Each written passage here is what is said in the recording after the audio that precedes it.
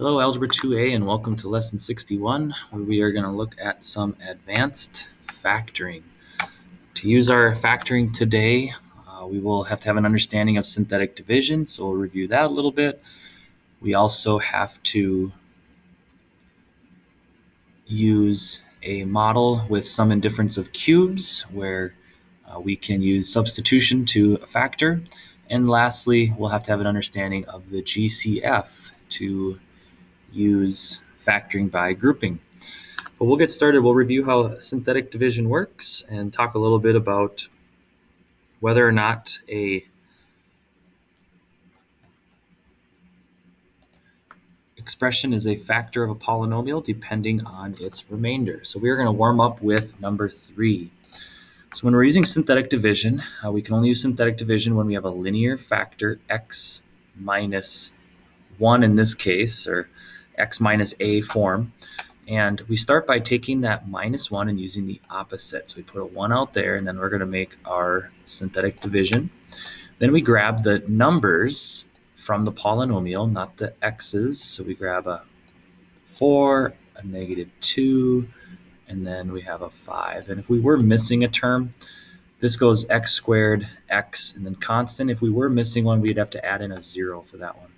But to do our synthetic division, we are going to add vertically. So we add together. 4 plus 0 is 4, and then multiply diagonally. 1 times 4 is 4. -2 plus 4 is 2. 1 times 2 is 2. Add those together, we're going to get 7. So that would mean my dividing gives us 4x plus 2 plus a remainder 7 over x minus 1. Now, because this polynomial, when I divided it by x minus 1, it has a remainder, that would mean that x minus 1 is not a factor. So it doesn't divide in evenly. So if you have numbers like, say, 35, and you want to divide that by 7, well, 35 divided by 7 is going to give us a perfect answer of 5, which means that 7 is then a factor of 35. And anytime that we can divide a number into another number and there's no remainder of 0, that would mean that we have a factor. We can use this idea to do what's called the factor theorem. And the factor theorem checks to see what your remainder is. So we check to see that remainder. And if a remainder of 0, that tells us that we do have a factor of the polynomial. So we're going to head down and take a look at example 1. So the factor theorem says for any polynomial p of x, x minus a is a factor of p of x if and only if p of a equals 0. So if we input that value a into the polynomial and we get 0, that would mean that we have a factor. So we'll try it in our first problem here. We'll take, since it's x minus 3, we'll take a 3. So similar to synthetic division, we are taking the opposite of that -3, and we're going to input that into the function. So we're going to evaluate what is p of 3. And p of 3 would be taking a 3 and putting it into each x, like so.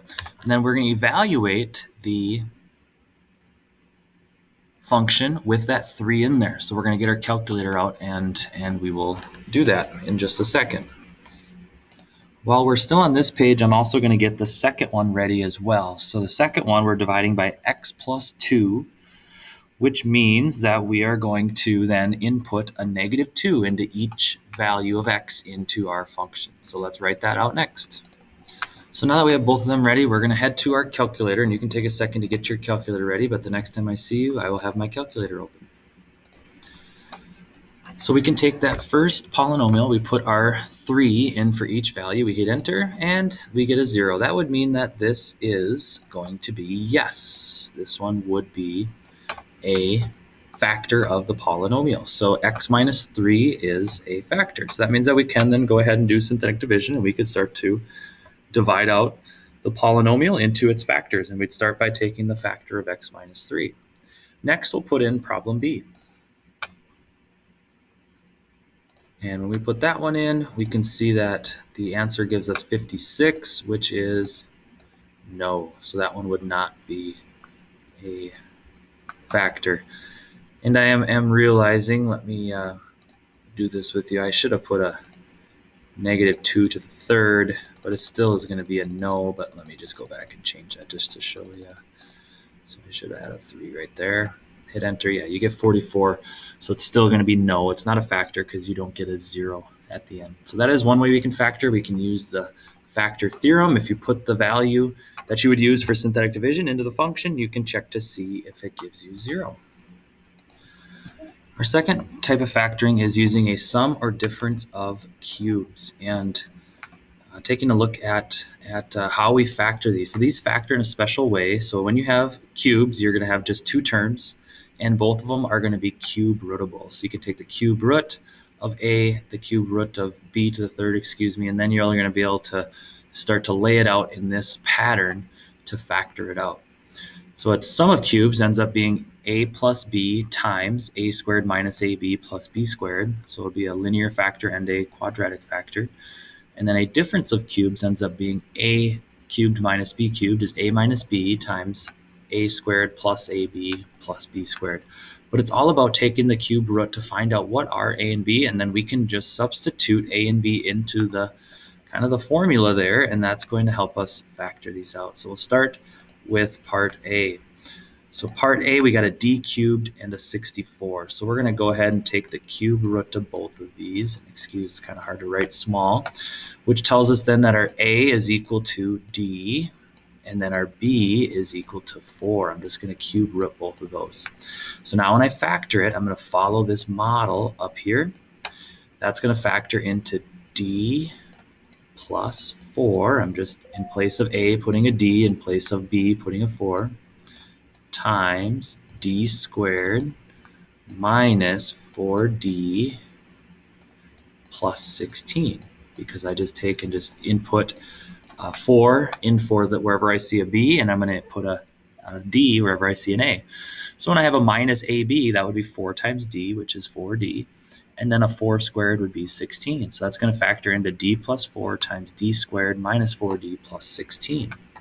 And I'm going to make one a little more similar to our practice. So our second problem we'll just try this one. We'll do 27x cubed minus 8. We'll do that. So when you cube root the 27x cubed, that would give you a 3x. So cube root of 27 is 3, because 3 times 3 times 3 is 27. X times x times x is x to the third. And then b is going to equal 2. Now we're ready to put it into our difference of cubes. So this one, we're going to use this model. So we start with, we're going to take our a, which is 3x, minus our b, which is 2. So that ends up being 3x minus 2 times, now I'll do 3x squared. So 3 times 3 is 9. X times x is x squared. Plus ab, multiplying those together would give us 6x.